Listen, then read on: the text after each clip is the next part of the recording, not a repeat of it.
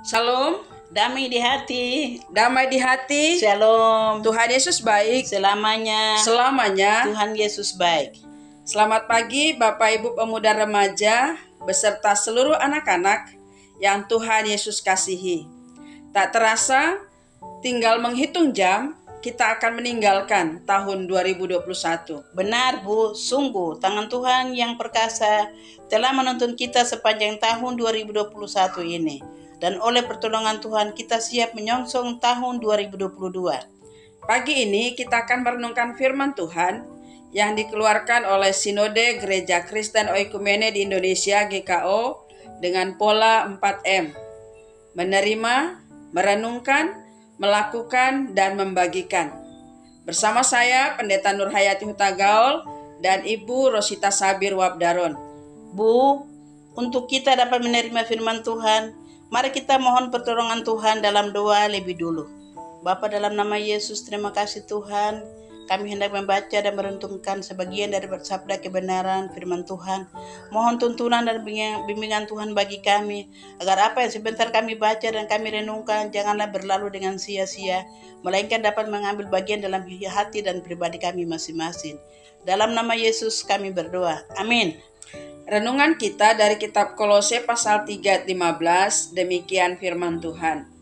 Hendaklah damai sejahtera Kristus memerintah dalam hatimu, karena untuk itu kamu telah dipanggil menjadi satu tubuh, dan bersyukurlah. Tema renungan kita, Solus Kristus, damai sejahtera Kristus memerintah. Solus Kristus adalah salah satu dari 5 solo, rumusan hasil perjuangan Bapak-Bapak Reformator. Ya Bu, yang bermakna hanya dalam nama Yesus Kristus dan hanya oleh kuasa namanya. Benar Bu. Olehnya mari kita merenungkan firman Tuhan ini dengan menjawab pertanyaan berikut ini.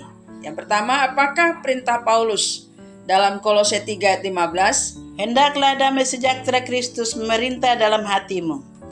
Karya penebusan Allah yang telah dikerjakan oleh Putra Natal Tuhan Yesus Kristus mendamaikan manusia, mendamaikan kita, mendamaikan saya dan Ibu dengan Allah.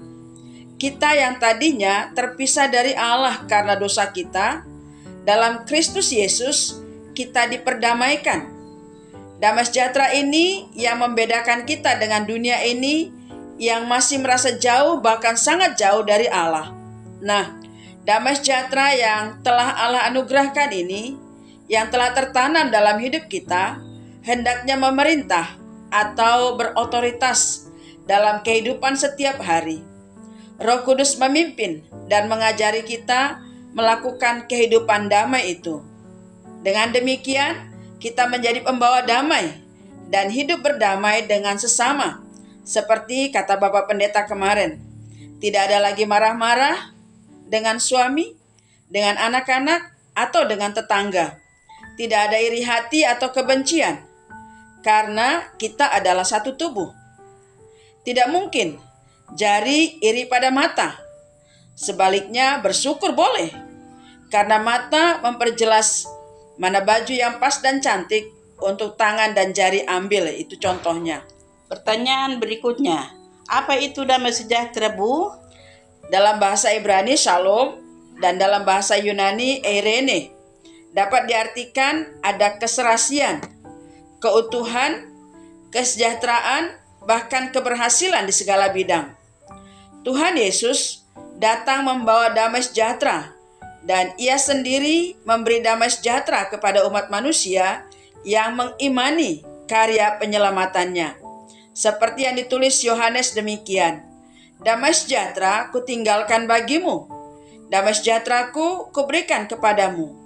Dan apa yang kuberikan tidak seperti yang diberikan oleh dunia kepadamu. Janganlah gelisah dan gentar. Yohanes 14 ayat 27. Kata damai sejahtera Kristus memerintah dalam hidup ini, apapun yang Tuhan izinkan terjadi di tahun 2022, anak-anak Tuhan tidak perlu gelisah dan gentar. Iya Bu, yang penting tetap ada hubungan yang intim dengan Tuhan, yang kemudian membawa kita hidup harmonis dengan sesama.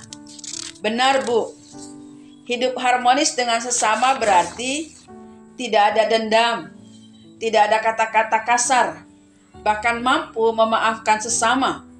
Dan kita juga dapat menguasai atau mengendalikan diri. Ini adalah ciri kedewasaan iman. Saya mau menyerahkan hidup ini kepada Tuhan, agar damai sejahtera Kristus memerintah dalam hidup saya. Karena ternyata itu mendatangkan kebaikan bagi saya, dan bagi sesama, dan kemuliaan bagi Allah, dan Tuhan Yesus Kristus yang telah menganugerahkan damai sejahtera itu. Dan kurangi atau bahkan jauhkan kegelisahan menyambut tahun 2022, sebab Salom Kristus memerintah dalam hidup kita.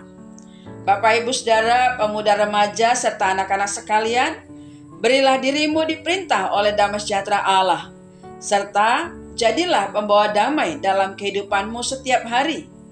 Kita juga dapat menceritakan kepada teman atau tetangga kita bahwa Kristus menganugerahkan damai sejahtera bagi semua orang yang percaya padanya. Amin. Mari kita menutup renungan pagi ini, mari kita berdoa. Bapa, terima kasih. Kami telah merenungkan kebenaran firman bahwa damai sejahtera Allah di dalam Yesus Kristus memerintah dalam hidup kami. Dan itu akan membawa kami berdamai dengan Allah. Kami memanggil Bapa, berdamai dengan sesama dan lingkungan kami. Biarlah kami terus diperintah oleh damai sejahtera Allah dan menjadi pembawa damai. Dalam nama Tuhan Yesus kami berdoa. Amin. Dari Rehoboth Sorong, kami menyampaikan selamat mengakhiri tahun 2021 dan menyongsong tahun 2022. Salam Kristus menyertai kita senantiasa.